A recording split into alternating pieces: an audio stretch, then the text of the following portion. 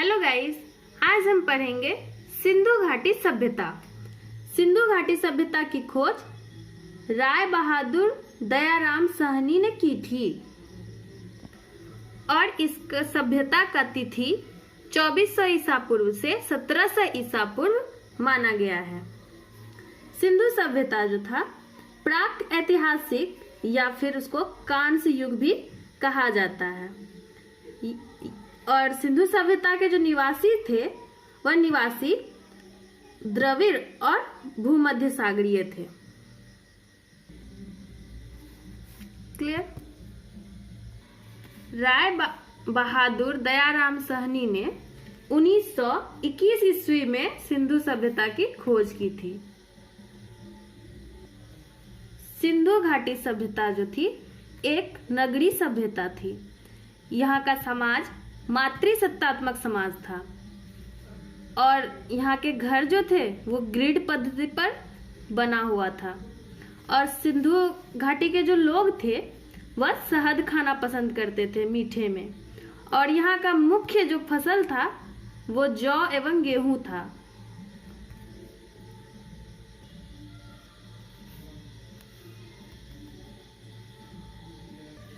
और सिंधु सभ्यता के जो देवता थे वह पशुपतिनाथ थे और इसकी लिपि जो थी सिंधु घाटी की वह भाव चित्रात्मक थी।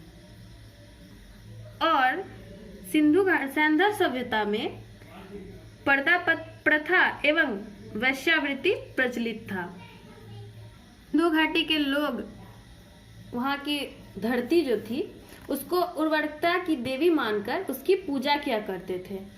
और यहाँ पे स्त्री की मूर्तियां मिलती है जिससे मतलब अनुमान लगाया जाता है कि वहाँ की जो समाज था वह मातृसत्तात्मक थी। और यहाँ पशु जो है, पशु में कुंवर वाला सांड इस सभ्यता के लोगों के लिए विशेष पूजनीय था। और यहाँ के लोग अपने मनोरंजन के लिए मछली पकड़ते थे, शिकार करते थे, पशु पक्षियों को आपस में लड़ाते थे और उसका मजा लेते थे। और यहाँ के लोग क्या करते, काले रंग से डिजाइन किए हुए लाल मिट्टी के बर्तन बनाते थे। सिंधु घाटी के लोग तलवार से परिचित नहीं थे। ठीक। और यहाँ एक अग्नि कुंड प्राप्त हुआ था, वो लोथल एवं कालीबंगा से प्राप्त हुई थी। ओके। और रंगपुर एवं लोथल से चावल के दाने मिले हैं जिससे धान की खेती का यहाँ पे प्रमाण मिलता है। और सर्वप्रथम लोथल से ही चावल का चावल की जो खेती का जो जानकारी प्राप्त हुआ सर्वप्रथम यही लोथल से ही हुआ।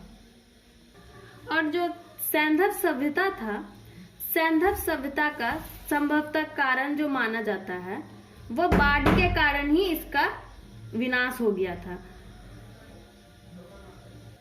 स्वास्तिक जो होता है हमारे घर में जिसे शुभ माना जाता है हिंदू धर्म में, स्वास्तिक, इसका सर्वप्रथम जो खोज किया गया था वह इसका साक्ष्य सिंधु घाटी से ही मिलता है। यहाँ पे आग में पकी हुई बर्तन जो होती थी उसको टेराकोटा कहते थे और यहाँ पे बर्तन लाल मिट्टी की बनी हुई होती थी। और सिंधु घाटी जो कोई भी चीज नाप तौल का जो इकाई होता है वह 16 के अनुपात में मापते थे। मोहनजोदड़ो जो इसके खोजकर्ता जो थे वो थे राखाल दास बनर्जी और ये 1922 ईस्वी में इसकी खोज की गई थी। और ये मोहनजोदड़ो का हिंदी में अर्थ होता है मृतकों का टीला। आग का आविष्कार पूरा पाषाण काल में हुआ था और पहिए का आविष्कार नव पाषाण काल में हुआ था। और मनुष्य ने अस्थायी निवास की प्रवृत्ति जो था वह नव पाषाण काल में ही हुआ था। और उसने सबसे पहले कुत्ता जो होता है कुत्ता को अपना पालतू पशु बनाया था। और मनुष्य सबसे सर्वप्रथम तांबा धातु का प्रयोग किया था और तांबा से बनने वाला जो सबसे पहला औजार था कुल्हाड़ी था।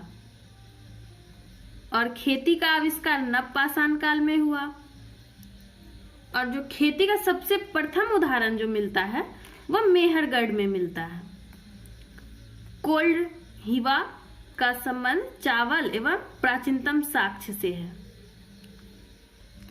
और पूर्व पाषाण युग या जिसे पूरा पाषाण कहते हैं काल का जो मनुष्य था उसका जीविका का मुख्य आधार शिकार था। और शिकार जो था पूरा पाषाण काल में आदि मानव का मनोरंजन का साधन भी था। ओके। और भारत में मनुष्य संबंधी सबसे पहला प्रमाण नर्मदा घाटी से मिलता है। ओके। मोहनजोदड़ो का स्नानागार जो था वह सबसे बड़ा प्रमुख स्मारक था और उसकी लंबाई चौड़ाई जो थी 11.88 मीटर लंबा, 7.01 मीटर चौड़ा एवं 2.43 मीटर गहरा था। ये स्नानागार जो था मोहनजोदड़ो का, ये सैंधव सभ्यता की सबसे बड़ी इमारत थी। मोहनजोदड़ो सिंधु नदी के किनारे है जो कि पाकिस्तान में पड़ता है। और मोहनजोदड़ो में मृतक लोगों को जलाया जाता था और हड़प्पा में दफनाया जाता था। क्लियर।